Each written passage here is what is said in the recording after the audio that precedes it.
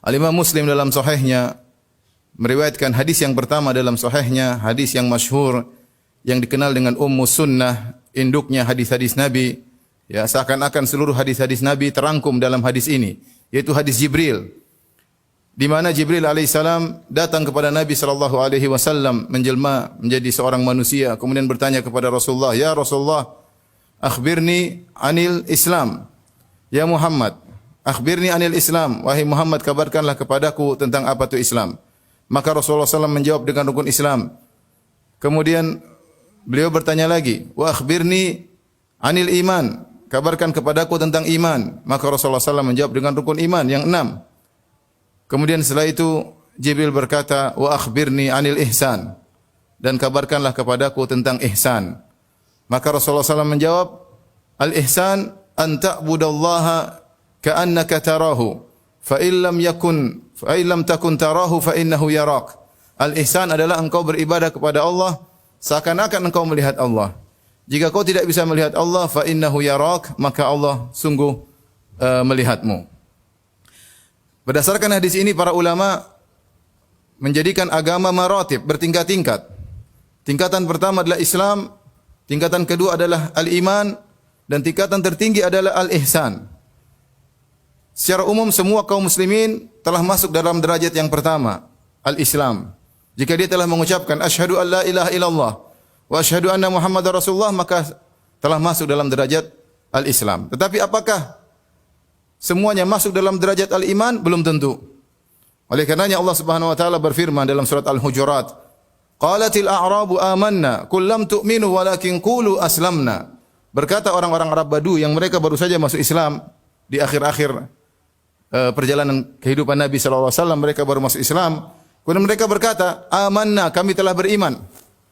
Kata Allah Subhanahu wa taala, Allah bantah, "Qul lam tu'minu walakin qulu aslamna." Katakanlah wahai Muhammad kepada mereka, "Lam tu'minu, kalian belum beriman. Walakin qulu aslamna, tapi katakanlah kami telah Islam." Demikian juga dalam hadis Sa'ad bin Abi Waqqas radhiyallahu taala anhu, ketika Rasulullah SAW membagi pemberian kepada para sahabat, ada seorang sahabat yang Nabi tidak berikan pembagian kepadanya. Maka Sa'ad bin Abi Waqqas berkata, "Ya Rasulullah, a'ti fulanan fa innahu mu'minun." Ya Rasulullah, berilah pemberian kepada si fulan, sungguhnya dia seorang mukmin. Nabi katakan, "Au muslim," atau muslim. Kata Sa'ad bin Abi Waqqas, aku ulangi lagi, fa innahu mu'min, sungguhnya dia mukmin. Kata Nabi, "Au muslim," atau belum iman, masih muslim. Sampai 3 kali. Yang ini menjelaskan bahwasanya ada tingkatan antara Islam dengan iman. Ya. Seorang ketika sudah Islam, maka dia berusaha meningkatkan derajatnya sampai pada tingkatan iman. Dan Islam berkaitan dengan amalan-amalan zahir, adapun iman berkaitan dengan amalan-amalan hati. Makanya rukun iman berkaitan dengan amalan hati. Antu'mina billahi wa malaikatihi wa kutubi wa rusuli wal yaumil akhir. Beriman tentang hal-hal yang gaib, yang itu semua tempatnya di hati. Ternyata ada lagi derajat yang lebih tinggi lagi daripada iman, yaitu al-ihsan. Al-ihsan, derajat yang tertinggi. Jika seorang sudah muslim, dia berusaha meninggalkan derajatnya sampai pada derajat iman. Jika dia sudah sampai pada derajat iman, tingkatkan lagi derajatnya sampai derajat ihsan. Dan itu derajat tertinggi dalam agama. Dan Rasulullah SAW telah menjelaskan, al-ihsan an ta'budallaha ka'annaka tarahu. Ihsan adalah engkau beribadah kepada Allah seakan-akan engkau melihat Allah. Fa illam takun tarahu fa innahu yarak. Kalau kau tidak lihat Allah, maka sungguhnya Allah melihatmu. Apa yang dimaksud dengan ihsan? Tadi sudah dijelaskan oleh Nabi SAW. Bagaimana seorang beribadah dalam kondisi seakan-akan dia melihat Allah. Ini derajat paling tinggi dalam ihsan. Ada 2 derajat. Pertama, seakan-akan dia melihat Allah. Bagaimana caranya? Yaitu dia menghadirkan keagungan Allah Subhanahu wa taala. Bagaimana sifat-sifat Allah yang mulia? Bagaimana Allah Maha tinggi di atas arsy-Nya?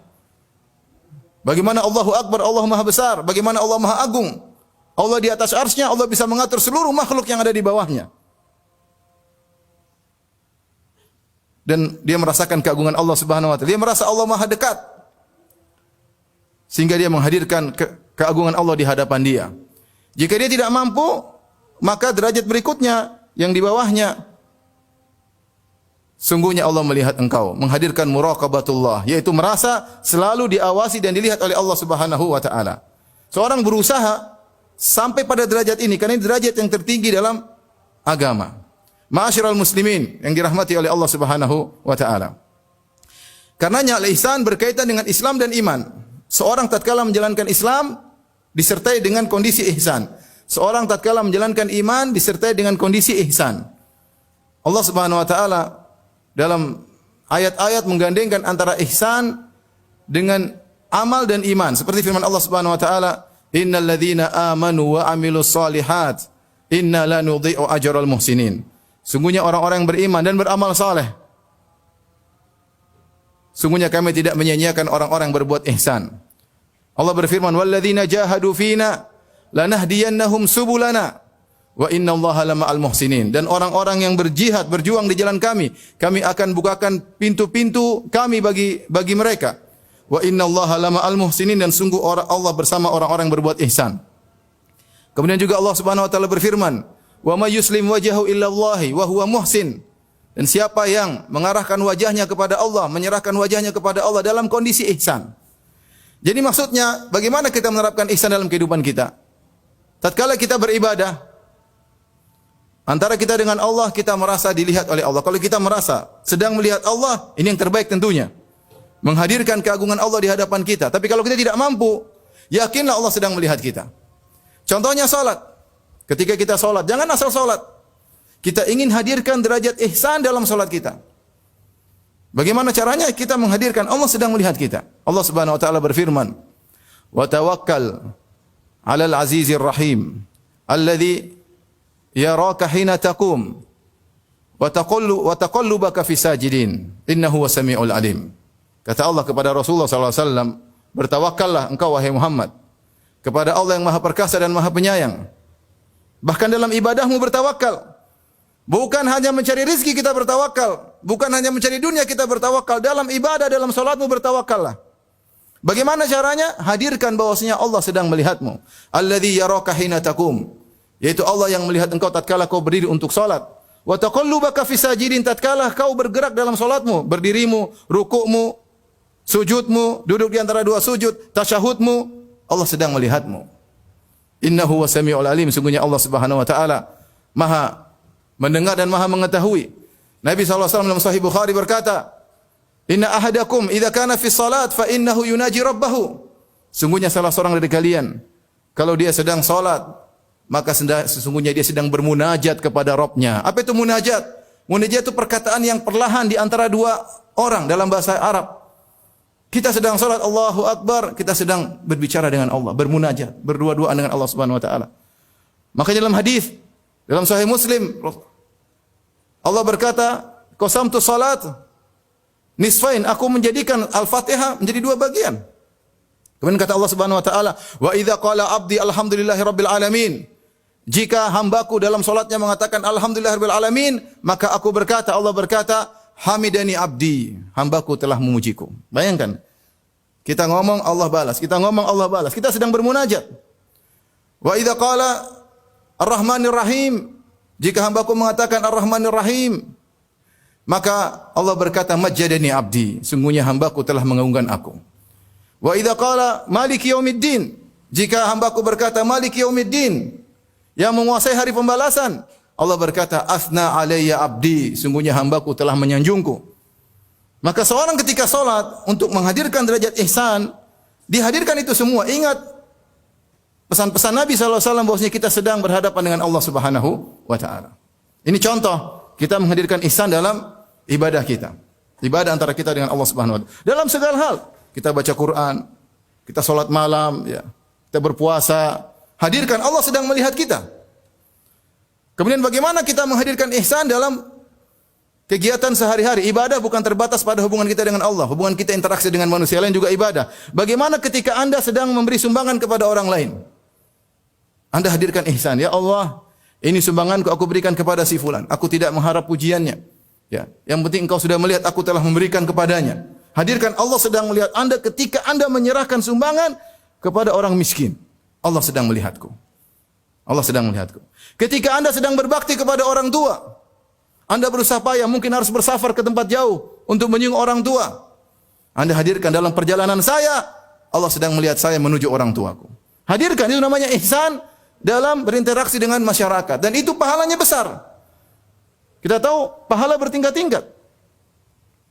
Kata Ibnu Taimiyah rahimahullah taala, bisa jadi dua orang salat berdampingan, satu dengan yang lainnya. Yang satu pahalanya, pahala antara satu dengan yang lainnya antara langit dan bumi. Kenapa? Yang satunya menghadirkan ihsan dalam ibadahnya. Yang satunya hanya sekedar salat, dia dapat pahala, iya. Kewajiban gugur, tapi pahalanya tidak seperti yang satunya, dia hadirkan ihsan dalam salatnya. Oleh karena ikhwan, kita berjalan waktu, kita beramal, maka hadirkan ihsan dalam kehidupan kita, ya, dalam kegiatan kita sehari-hari, sehingga kita sampai pada derajat tertinggi dalam agama dan kita meraih pahala sebesar-besarnya dari Allah Subhanahu wa taala. Aqulu qawli hadza astaghfirullah li wa lakum wa li sa'iril muslimin min kulli dhanbin wa khati'ah fastaghfiruhu innahu huwal ghafurur rahim. Alhamdulillahi ala ihsanih wa syukru lahu ala taufiqihi wa amtinanih. Asyhadu an la ilaha illallah wahdahu la syarika lahu ta'ziman li sya'ni. Wa asyhadu anna Muhammadan abduhu wa rasuluhu da'ila ridwanih. Allahumma salli alaihi wa ala alihi wa ashabi wa ikhwani. Ma'asyiral muslimin rahimakumullah. Sungguhnya jika seorang telah mencapai derajat ihsan, maka akan memudahkan dia pertama untuk ikhlas kepada Allah Subhanahu wa taala. Dia akan tersibukkan dengan bagaimana penilaian Allah terhadap dirinya. Bagaimana komentar Allah terhadap perbuatannya. Karena dia yakin Allah senantiasa melihat dan mengawasi apa yang dia lakukan. Makanya di antara definisi ikhlas adalah ya meninggalkan pandangan manusia karena sibuk dengan pandangan Allah kepadanya. Di antara definisi ikhlas yang disampaikan oleh para salaf adalah meninggalkan pandangan manusia terhadap perbuatannya karena sibuk dengan pandangan Allah terhadapnya. Jika seorang selalu meyakini Allah melihat apa yang dia lakukan, dia tidak terlalu peduli dengan komentar manusia. Dia tidak peduli dengan komentar netizen. Dia tidak peduli dengan komentar orang-orang yang berkomentar. Yang penting bagi dia bagaimana komentar Allah terhadap perbuatannya. Maka kebanyakan orang kalau susah untuk ikhlas, kenapa? Karena derajat ihsan hilang dari dirinya. Maka seorang berusaha melatih dirinya untuk yakin bahwasanya Allah sudah melihat saya. Kalau Allah sudah lihat, sudah selesai. Saya tidak butuh lagi dengan pujian manusia. Saya tidak butuh lagi dengan balas jasa manusia. Allah sudah lihat, ada balasannya di sisi Allah Subhanahu wa taala. Ini yang pertama. Di antara faedah al-ihsan adalah seorang akan melakukan amal saleh dengan itqan, dengan amal yang terbaik. Innallaha yuhibbu idza amila ahadukum amalan an yutqinahu. Kata Nabi sallallahu alaihi wasallam, sungguhnya Allah suka, Allah mencintai seorang yang jika dia melakukan suatu amalan, dia melakukan dengan itqan, dengan sebaik-baiknya. Kalau dalam urusan dunia kita bilang dengan profesional. Dalam ibadah dia beribadah dengan sebaik-baiknya. Kalau dia salat maka dia berusaha untuk khusyuk, dia berusaha dengan berdiri dengan tenang, tumakninah. Menjalankan sunnah-sunnah salat, dia berusaha beribadah dengan sebaik-baiknya. Kenapa demikian? Karena dia tahu Allah sedang melihatnya. Dia tahu Allah sedang perhatikan dia. Dia tahu Allah sedang menilainya. Seorang kalau dia sedang melakukan suatu kegiatan kemudian dilihat oleh banyak orang, dia akan melakukan kegiatan dengan sebaik-baiknya. Ya. Itu penilaian manusia. Bagaimana dengan Allah Rabbul Alamin? Ya. Oleh karenanya, jika seorang tahu Allah melihatnya, dia akan berusaha sebaik-baiknya. Kalau dia berbakti kepada orang tua dengan sebaik-baiknya. Kalau dia solat dengan sebaik-baiknya. Kalau dia berdakwah dengan sebaik-baiknya. Kalau dia menulis dengan sebaik-baiknya. Kalau dia menjalankan kewajibannya sebagai petugas pemerintah, dia menjalankan dengan sebaik-baiknya. Kenapa? Dia tahu Allah sedang menilainya. Ini manfaat daripada itqan, daripada al-ihsan. Wa ahsinu innallaha yuhibbul muhsinin. Berbuat ihsanlah kalian, sungguhnya Allah mencintai orang-orang yang berbuat ihsan. Dan di antara keutamaan yang teragung dari ihsan adalah memandang wajah Allah pada hari kiamat kelak. Dalam Sahih Muslim, Rasulullah sallallahu alaihi wasallam bersabda, "Idza dakhala ahlul jannatil jannah," jika penghuni surga telah masuk dalam surga, yaqulullahu tabaraka wa ta'ala, maka Allah berkata kepada para penghuni surga, "Turiduna syai'an azidukum?" Maukah aku tambahkan bagi kalian kenikmatan yang lain? Para penghuni surga heran, apalagi yang mau ditambahkan? Seluruh nikmat sudah mereka rasakan. Apa yang mereka minta dikabulkan, apa yang mereka hasratkan dikabulkan, apalagi mau ditambahkan? Maka para penghuni surga berkata kepada Rabbul Alamin, "Alam tubayyit wujuhana?" Ya Rabb kami, bukankah kau telah menjadikan wajah kami berseri-seri? "Wa tudkhilnal jannah," kau telah masukkan kami ke dalam surga. "Wa tunjina minan nar," dan kau telah menyelamatkan kami dari neraka jahanam. Apalagi ya Rabb?